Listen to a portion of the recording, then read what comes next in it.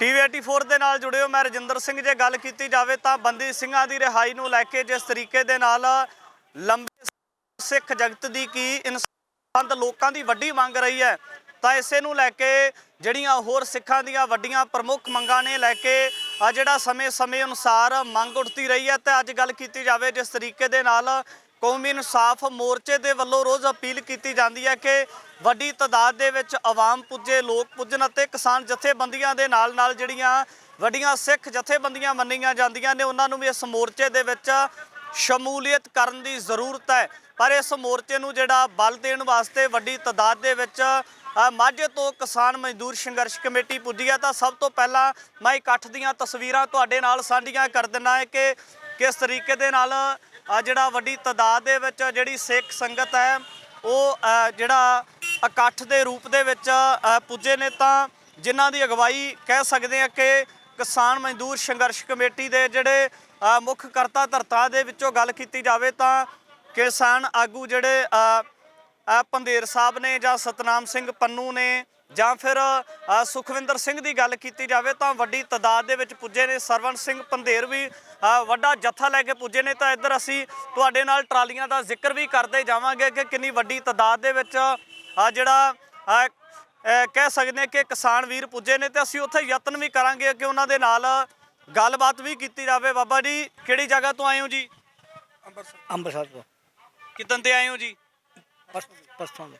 ਤੇ ਤੁਸੀਂ ਕਦੋਂ ਤੱਕ ਰਹੋਗੇ ਜੀ ਇੱਥੇ? ਇਹ ਸਾਡਾ ਪ੍ਰਧਾਨ ਦੱਸ ਸਕਦਾ ਜੀ ਵਿੱਚ ਗਿਆ ਤੁਹਾਡੇ ਕੋਲ ਜੀ ਉਹ ਗਿਆ ਉਹਦੇ ਹੁਕਮ ਦੇ ਨਾਲ ਹੀ ਅਸੀਂ ਚੱਲਣਾ। ਬਿਲਕੁਲ ਜੀ, ਜਿਸ ਤਰੀਕੇ ਦੇ ਨਾਲ ਦੇਖ ਸਕਦੇ ਹੋ ਕਿ ਦਿੱਲੀ ਵਾਲਾ ਪੂਰਾ ਦ੍ਰਿਸ਼ ਵੀ ਦੇਖਿਆ ਹੋਵੇਗਾ ਕਿ ਉਸ ਸਮੇਂ ਦੇ ਦਰਮਿਆਨ ਜਿਹੜਾ ਸੀਗਾ ਵੱਡੀ ਤਾਦਾਦ ਦੇ ਵਿੱਚ ਪਿੰਡਾਂ ਤੋਂ ਵੱਖ-ਵੱਖ ਇਲਾਕਿਆਂ ਤੋਂ ਜਿਹੜੇ ਜਥੇ ਦੇ ਰੂਪ ਦੇ ਵਿੱਚ ਲੋਕ ਪੁੱਜਦੇ ਸੀ। ਕਿਸਾਨ ਮਜ਼ਦੂਰ ਸੰਘਰਸ਼ ਕਮੇਟੀ ਦੀ ਉਸ ਸਮੇਂ ਦੇ ਦਰਮਿਆਨ ਜੇ ਭੂਮਿਕਾ ਦੀ ਗੱਲ ਕੀਤੀ ਜਾਵੇ ਤਾਂ ਭੂਮਿਕਾ ਵੀ ਕਿਤੇ ਨਾ ਕਿਤੇ ਹਾਂ ਮੱਤ ਰਹੀ ਸੀ। ਅਸੀਂ ਇੱਧਰ ਵੀ ਜਿਹੜੇ ਲੋਕ ਬੈਠੇ ਹੋਏ ਨੇ ਕਿਸਾਨ ਮਜ਼ਦੂਰ ਸੰਘਰਸ਼ ਕਮੇਟੀ ਦੇ ਨਾਲ ਜੁੜੇ ਨੇ, ਉਹ ਵੀ ਪੁੱਜੇ ਨੇ। ਅਸੀਂ ਉਹਨਾਂ ਦੇ ਨਾਲ ਗੱਲਬਾਤ ਕਰਾਂਗੇ। ਮਾਤਾਵਾਂ ਵੀ ਪੁੱਜੀਆਂ ਨੇ, ਉਹਨਾਂ ਦੇ ਨਾਲ ਗੱਲਬਾਤ ਕਰ ਲੈਣੇ। ਮਾਤਾ ਜੀ ਵਾਹਿਗੁਰੂ ਜੀ ਕਾ ਖਾਲਸਾ ਵਾਹਿਗੁਰੂ ਜੀ ਕੀ ਫਤਿਹ। ਮਾਤਾ ਜੀ ਕਿੱਥੋਂ ਆਏ ਹੋ ਜੀ? ਅਸੀਂ ਆਏ ਮਾਲੋ ਵਾਲੋਂ ਜੀ। ਇਹ ਜੰਡਿਆਲੇ ਲਾਗੇ ਸਾਡਾ ਪਿੰਡ ਆ ਜੀ। ਮਾਲੋ। ਮਾਤਾ ਜੀ ਕਦੋਂ ਤੱਕ ਇੱਥੇ ਰਹੋਗੇ? ਜਿਸ ਤਰੀਕੇ ਦੇ ਨਾਲ ਬੰਦੀ ਸਿੰਘਾਂ ਦੀ ਰਿਹਾਈ ਨੂੰ ਲੈ ਕੇ ਮੰਗ ਦੀ ਗੱਲ ਕੀਤੀ ਜਾਂਦੀ ਹੈ, ਤੇ ਕਦੋਂ ਤੱਕ ਤੁਸੀਂ ਇੱਥੇ ਰਹੋਗੇ ਜੀ? ਅਸੀਂ ਹੁਣ ਪਰਸੋਂ ਦੇ ਆਏ ਆ, ਕੱਲ ਨੂੰ ਜਾਣਾ, ਜਦੋਂ ਫੇਰ ਲੋੜ ਪਈ ਫੇਰ ਆਵਾਂਗੇ ਜੀ। ਹਾਂਜੀ। ਜਿਹੜੇ ਜੇ ਤੁਹਾਡੇ ਇਲਾਕੇ ਦੀ ਗੱਲ ਕੀਤੀ ਜਾਵੇ ਤਾਂ ਜਿਹੜੇ ਲੋਕਾਂ ਦਾ ਸਮਰਥਨ ਹੈ ਖਾਸ ਕਰ ਬੰਦੀ ਸਿੰਘਾਂ ਦੀ ਰਿਹਾਈ ਅਤੇ ਗੁਰੂ ਗ੍ਰੰਥ ਸਾਹਿਬ ਦੀਆਂ ਪੰਜਾਬ ਦੇ ਅੰਦਰ ਬੇਅਦਬੀਆਂ ਹੋ ਜਾਣੀਆਂ, ਤੇ ਇਸ ਨੂੰ ਲੈ ਕੇ ਕਿਵੇਂ ਦੇਖਦੇ ਹੋ ਜੀ? ਲੋਕਾਂ ਦਾ ਜਿਹੜਾ ਹੁੰਗਾਰਾ ਹੈ ਕਿਸ ਤਰੀਕੇ ਦਾ ਹੈ? ਚੜ੍ਹਦੀਆਂ ਕਲਾ ਵਾਲਾ। ਹਾਂਜੀ, ਚੜ੍ਹਦੀਆਂ ਕਲਾ ਵਾਲਾ ਬੁਲਾਰਾ। ਹਾਂਜੀ ਹਾਂਜੀ। ਤੇ ਮਾਤਾ ਜੀ ਇੱਕ ਜੇ ਆਪਾਂ ਇਨਸਾਨੀਅਤ ਤੌਰ ਤੇ ਦੇਖਣਾ ਹੋਵੇ ਕਿ ਜਿਹੜੇ ਸਿੰਘ ਸਜ਼ਾਵਾਂ ਪੂਰੀਆਂ ਕਰ ਚੁੱਕੇ ਨੇ ਉਹਨਾਂ ਦੀ ਰਿਹਾਈ ਨਾ ਹੋਣਾ, ਕਿਤੇ ਨਾ ਕਿਤੇ ਇਸ ਗੱਲ ਨੂੰ ਕਿਵੇਂ ਦੇਖਿਆ ਜਾਵੇ? ਦੇਖੋ ਇਹ ਤਾਂ ਹੁਣ ਮਾਲਕ ਦੀ ਮਰਜ਼ੀ ਆ ਨਾ, ਉਹਨਾਂ ਦੀ ਆ। ਜਿਹੜੇ ਸਰਕਾਰ ਵਾ ਉਹ ਮਾੜੇ ਕੰਮ ਕਰਨ ਡਈ ਆ।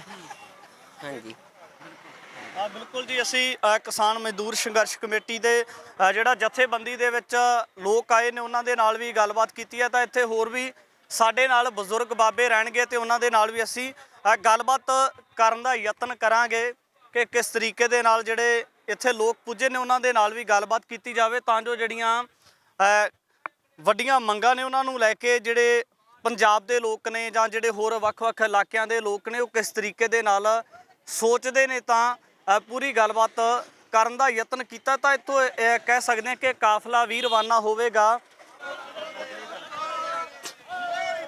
ਬਿਲਕੁਲ ਦੋਸਤੋ, ਕਿਸਾਨ ਮਜ਼ਦੂਰ ਸੰਘਰਸ਼ ਕਮੇਟੀ ਦਾ ਜਿਹੜਾ ਇੱਕ ਵੱਡਾ ਜਥਾ ਕਹਿ ਸਕਦੇ ਹਾਂ ਕਿ ਬੰਦੀ ਸਿੰਘਾਂ ਦੀ ਰਿਹਾਈ ਦੇ ਵਿੱਚ ਜਿਹੜਾ ਮੋਰਚਾ ਲੱਗਾ ਹੋਇਆ ਉਸ ਨੂੰ ਸਮਰਥਨ ਦੇਣ ਵਾਸਤੇ ਦੇਖ ਸਕਦੇ ਹੋ ਕਿ ਜਿਹੜੀ 100 ਦੇ ਕਰੀਬ ਟਰਾਲੀ ਆਈ ਹੈ ਇਸ ਮੋਰਚੇ ਨੂੰ ਸਮਰਥਨ ਦੇਣ ਵਾਸਤੇ ਮਾਝੇ ਦੀ ਧਰਤੀ ਤੋਂ। ਜੇ ਮਾਝੇ ਦੀ ਗੱਲ ਕਰੀਏ ਤਾਂ ਪਹਿਲਾਂ ਹੀ ਵੱਡਾ ਸਮਰਥਨ ਮਿਲਦਾ ਰਿਹਾ ਹੈ।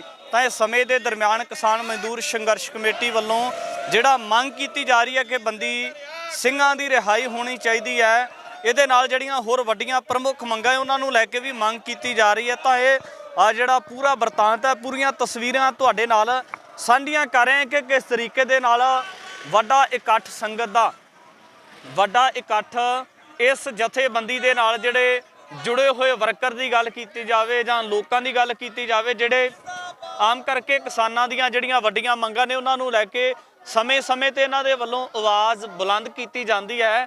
ਤਾਂ ਅੱਜ ਵੀ ਜਿਹੜਾ ਆਪਣੀ ਆਵਾਜ਼ ਨੂੰ ਬੁਲੰਦ ਕਰਨ ਵਾਸਤੇ ਇਸ ਮੋਰਚੇ ਦੀਆਂ ਜਿਹੜੀਆਂ ਵੱਡੀਆਂ ਪ੍ਰਮੁੱਖ ਮੰਗਾਂ ਨੇ ਉਹਨਾਂ ਨੂੰ ਸਮਰਥਨ ਦੇਣ ਵਾਸਤੇ ਆਏ ਨੇ।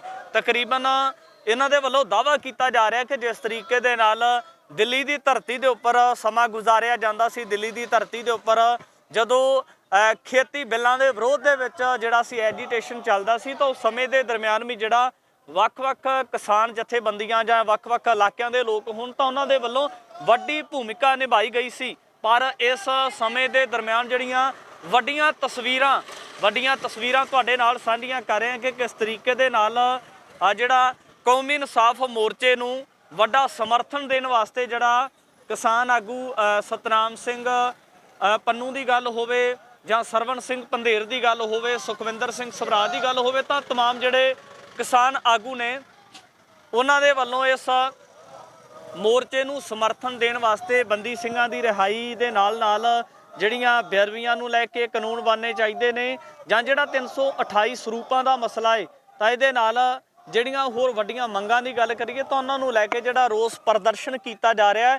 ਪਰ ਜਦੋਂ ਇੱਥੇ ਇਹ ਵੀ ਕਿਹਾ ਜਾਂਦਾ ਕਿ ਜਿਹੜੇ ਲੋਕ ਵੱਡੇ ਹੋਇਆ ਕਰਦੇ ਨੇ, ਜਦੋਂ ਸਰਕਾਰ ਦੀ ਨੀਤੀ ਦੇ ਖਿਲਾਫ ਲੋਕ ਡਟ ਜਾਂਦੇ ਨੇ ਤਾਂ ਉਸ ਸਮੇਂ ਦੇ ਦਰਮਿਆਨ ਕਿਤੇ ਨਾ ਕਿਤੇ ਸਰਕਾਰ ਨੂੰ ਵੀ ਆਪਣੇ ਵਤੀਰੇ ਦੇ ਵਿੱਚ ਤਬਦੀਲੀ ਲਿਆਉਣੀ ਪੈਂਦੀ ਹੈ। ਤਾਂ ਇੱਧਰ ਵੱਡੇ ਇਕੱਠ ਦੀਆਂ ਤਸਵੀਰਾਂ ਤੁਹਾਡੇ ਨਾਲ ਸਾਂਝੀਆਂ ਕਰ ਦਿੰਦੇ ਆ ਕਿ ਕਿਸ ਤਰੀਕੇ ਦੇ ਨਾਲ ਕਿੰਨਾ ਵੱਡਾ ਤੇ ਕਿੰਨਾ ਲੰਬਾ ਇਕੱਠ ਹੈ, ਕਿਉਂਕਿ 100 ਦੇ ਕਰੀਬ ਜਿਹੜੀ ਟਰਾਲੀ ਹੈ ਉਹ ਥੋੜੀ ਨਹੀਂ ਹੁੰਦੀ, ਪਰ 100 ਦੇ ਕਰੀਬ ਜਿਹੜੀ ਟਰੈਕਟਰ ਟਰਾਲੀ ਲੈ ਕੇ ਜਿਹੜੇ ਕਿਸਾਨ ਮਜ਼ਦੂਰ ਸੰਘਰਸ਼ ਕਮੇਟੀ ਦੇ ਨਾਲ ਜੁੜੇ ਹੋਏ ਮੁੱਖ ਨੁਮਾਇੰਦੇ ਨੇ ਉਹਨਾਂ ਦੇ ਵੱਲੋਂ ਸਮਰਥਨ ਕੀਤਾ ਜਾ ਰਿਹਾ ਕੌਮੀ ਇਨਸਾਫ ਮੋਰਚੇ ਦਾ।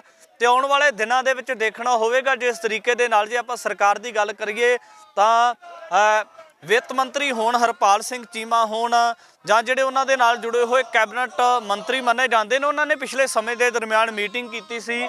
ਜਥੇਦਾਰ ਭਾਈ ਜਗਤਾਰ ਸਿੰਘ ਹਵਾਰਾ ਦੀ ਜੇਲ੍ਹ ਤਬਦੀਲੀ ਨੂੰ ਲੈ ਕੇ ਗੱਲਬਾਤ ਹੋਈ ਸੀ ਤੇ ਪਰ ਉਸ ਤੋਂ ਬਾਅਦ ਜਿਹੜਾ ਮੋਰਚੇ ਦੇ ਵੱਲੋਂ ਫੈਸਲਾ ਉਲੀਕਿਆ ਹੋਇਆ ਸੀ ਉਸ ਮੋਰਚੇ ਦੇ ਵਿੱਚ ਜਿਹੜਾ ਸੀ ਫੈਸਲੇ ਦੇ ਵਿੱਚ ਤਬਦੀਲੀ ਕਰਨੀ ਪਈ ਸੀ ਤੇ ਜਿਹੜੇ 31 ਸਿੰਘਾਂ ਦੇ ਜਥੇ ਜਾਂਦੇ ਸੀ ਕੁਝ ਸਮੇਂ ਵਾਸਤੇ ਰੋਕ ਦਿੱਤੇ ਗਏ ਸੀ। ਪਰ ਤਕਰੀਬਨ 2 ਦਿਨ ਤੋਂ ਪਹਿਲਾਂ ਉਹ ਜਥਿਆਂ ਦੀ ਰਵਾਨਗੀ ਵੀ ਨਿਰੰਤਰ ਹੋ ਰਹੀ ਹੈ। ਉਸੇ ਤਰ੍ਹਾਂ ਪੁਲਿਸ ਪ੍ਰਸ਼ਾਸਨ ਦੇ ਵੱਲੋਂ ਵੀ ਬੈਰੀਕੇਡ ਲਗਾਏ ਜਾਂਦੇ ਨੇ ਅਤੇ ਜਿਹੜਾ ਮੋਰਚੇ ਵੀ ਰੂਟੀਨ ਦੇ ਵਿੱਚ ਚੱਲਦੇ ਨੇ। ਤਾਂ ਇੱਧਰ ਲਾਈਵ ਤਸਵੀਰਾਂ ਦੇ ਵਿੱਚ ਤੁਹਾਡੇ ਨਾਲ ਵੱਡਾ ਦ੍ਰਿਸ਼ ਸਾਂਝਾ ਕੀਤਾ ਹੈ ਤਾਂ ਇਸ ਪਾਸੇ ਟਰਾਲੀਆਂ ਵੀ ਨਜ਼ਰ ਆ ਸਕਦੀਆਂ ਨੇ। ਸੁਭਾਵਿਕ ਤੌਰ ਤੇ ਹੈ ਕਿ ਕਿੰਨੀ ਵੱਡੀ ਤਾਦਾਦ ਦੇ ਵਿੱਚ ਜੇ ਟਰਾਲੀਆਂ ਦੀ ਗਿਣਤੀ ਕਰੀਏ ਬਹੁਤ ਵੱਡੀ ਤਾਦਾਦ ਦੇ ਵਿੱਚ ਹੈ ਤੇ ਪਰ ਲੋਕਾਂ ਦੇ ਸਮਰਥਨ ਨੂੰ ਕਿਤੇ ਨਾ ਕਿਤੇ ਸਿਰ ਝੁਕਦਾ ਹੈ ਕਿ ਜਿਹੜੇ ਲੋਕ ਕੌਮੀ ਇਨਸਾਫ ਮੋਰਚੇ ਦੀਆਂ ਮੰਗਾਂ ਨੂੰ ਲੈ ਕੇ ਜਿਹੜਾ ਵਿਰੋਧ ਕਰਦੇ ਨਜ਼ਰ ਆਉਂਦੇ ਸਨ ਸਰਕਾਰ ਦੇ ਖਿਲਾਫ ਕਿ ਅਜੇ ਤੱਕ ਬੰਦੀ ਸਿੰਘਾਂ ਦੀ ਰਿਹਾਈ ਨਹੀਂ ਹੋਈ, ਤਾਂ ਅੱਜ ਉਹਨਾਂ ਲੋਕਾਂ ਦੇ ਵੱਲੋਂ ਵੱਡਾ ਸਮਰਥਨ